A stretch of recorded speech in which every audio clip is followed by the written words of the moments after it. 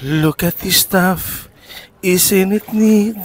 Wouldn't you think my collection's complete? Wouldn't you think I'm a girl who have everything? Wanna see where the people are. I wanna see them dancing. Ooh. Walking around on those, what did you call them? Feet! Ay, shit! Malulunod na ako! Feet! Hey! No! No! No! Hey! No! No! No! Hey! No! No! No! Hey! Hey! No! Hey! No! No! Guys, yes, o diba? Pang part 3 na kagad itong vlog natin. Guys, ngayon naman nandito ako sa Station 1 sa tapat ng Willis Rock. Ito ang part 3 ng aking vlog.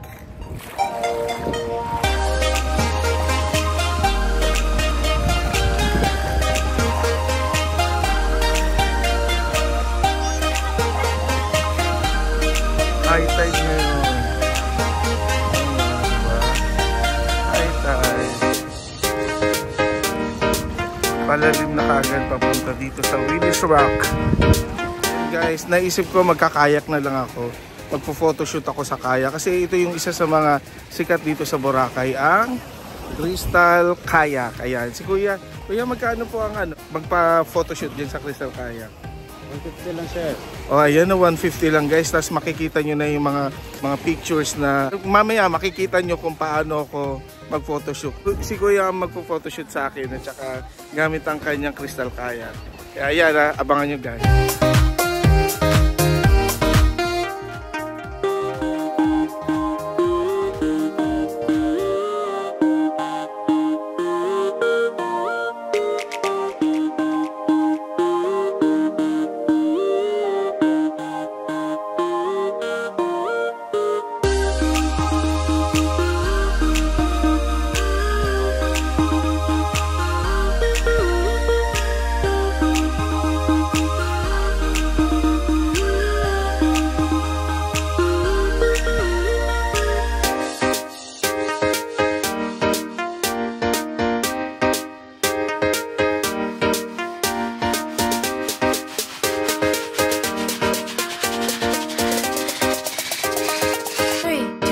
One.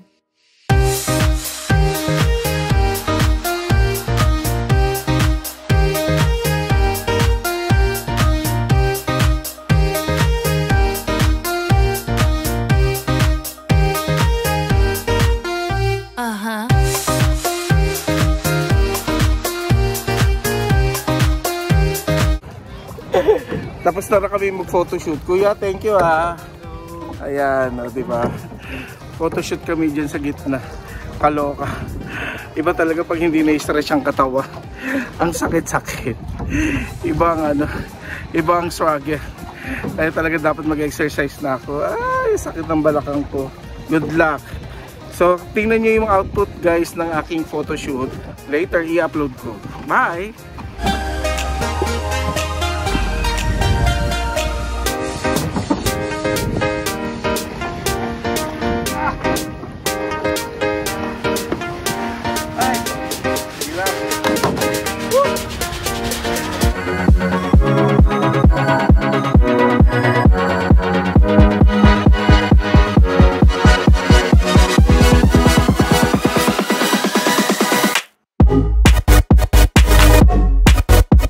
Siyempre guys, ang isa sa inaabangan dito sa Boracay ay ang sunset.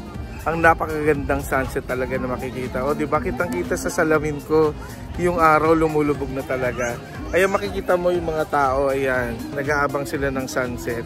Ayan, papakita ko sa inyo ang sunset dito. Nandito ako sa Station 1 sa Willis Rock. Ayan, ang ganda, diba? Ayan. Yung araw palubog na, diba? Ganda-ganda. Iyan yung isa sa mga inaabangan ng mga tao dito, ang sunset sa Boracay.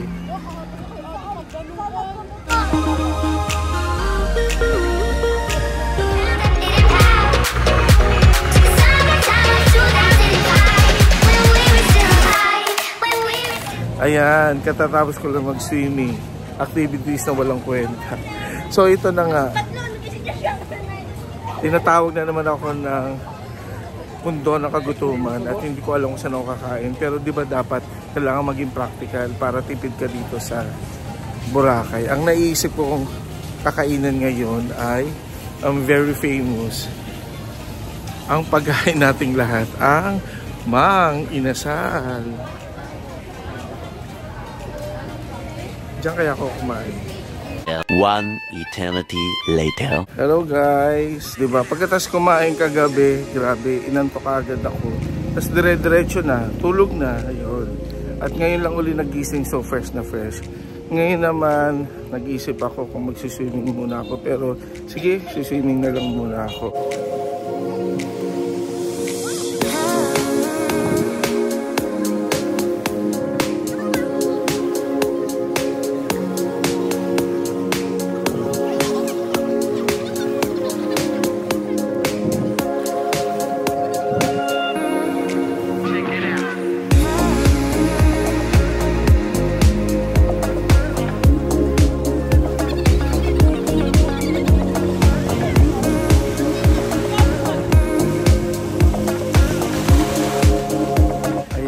Medyo mainit talaga sa Station 1 doon sa Willis Rock, kaya dito na lang ako nag-stay sa may parang private to, yan, yung maraming pool dito sa may in between siya ng Station 1 at Station 2, yung maraming mga puno, di ba? At least hindi tayo masyado maiinitan, pero magpapaaraw ako. Pero pag magpapaaraw ako, dapat nandun ako nakalublob ako sa dagat. Kaya ayan, pagkatapos hanap tayo kung saan tayo mas maganda mag-lunch. Siyempre din tayo sa mura ulit, di ba? Bye!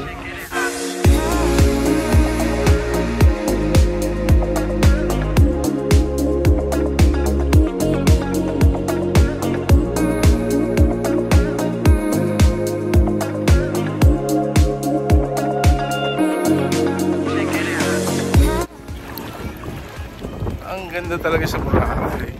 Alam mo yun, parang imbes na ako pumunta dito, parang talagang masasabi mo babalik at babalik ka. Even though na hindi pa ako nakapunta ng Siargao at saka ng iba pang lugar, pero ito is one of the best. Kaya sabi ko talaga, hindi pwedeng hindi ako pumunta dito sa isang taon. Favorite ko talaga Boracay. Alam nyo ba guys, na ang first time na nag-Boracay ako, ang kasama ko si Eli, yung friend ko. Bali, siya nag-introduce sa akin sa Boracay. Then, after nun, ayan, sunod-sunod na. Naiwan na yung puso ko dito, kaya kailangan siya. Pumunta talaga ako dito. Napaka-clear kasi ng tubig eh. Ayan. Parang nasa swimming pool. Ayan, ang lamig, sarap.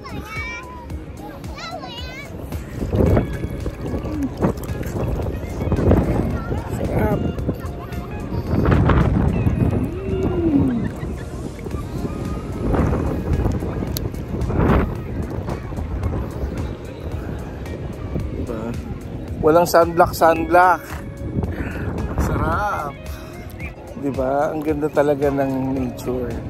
Talagang binigay ni Lord ang Boracay para sa ating mga Filipinos.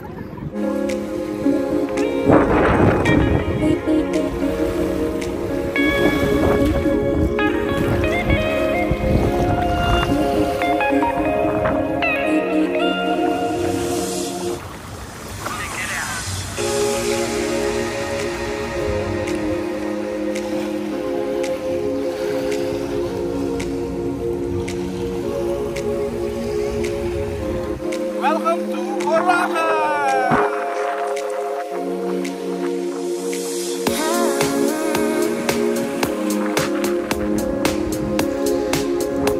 Ganito naman kapino ang buhangin dito sa tabi. Ayan, ayan. Check it out.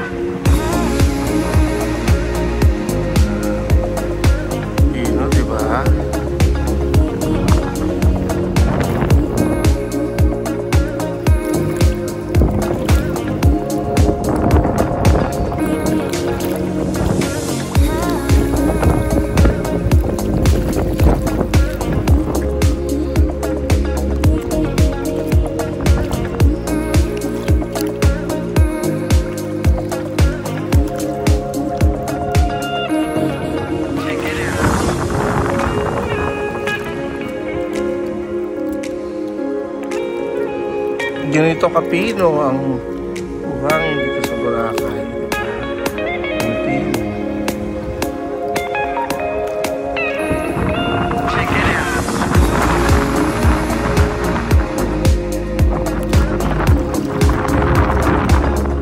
Ayan. Tapos na ako mag-swimming. So, nag-iisip ako kung saan ako magla-lunch. Pero, alam nyo guys, lagi ako nagla-lunch dito. It's either Andox, Mang Inasal, tapos yung Korean barbecue dyan, Mesa. Yan, ang dami kong pinupuntahan ng mga kainan. Pero, alam nyo ba, ang isa sa mga favorite na restaurant ko is Jerry's Grill. Kasi nga, dahil sa ang sarap kasi ng sisig nila dun. Diba? Dun pa lang sa ABS-CBN, sa may Tomas Morato, tama. Yun, dun ako kumakain. Sarap ng sisig nila. So, this time, susubukan kong kumain sa Jerry's Grill dito sa Boracay. Ayan, malapit na tayo.